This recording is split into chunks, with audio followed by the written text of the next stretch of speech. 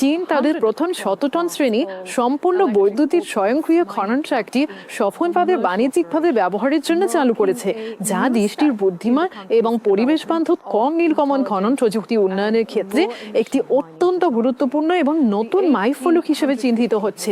এইটি 150 নামে পরিচিত এবং এটি ইনার মঙ্গোলিয়ার হুলুমবুই শহরে পরিষেবায় যুক্ত হয়েছে, যেখানে এটি ওপেন পিট খনিতে কয়লা ও পাথর পরিবহনের জন্য ডিজাইন করা হয়েছে।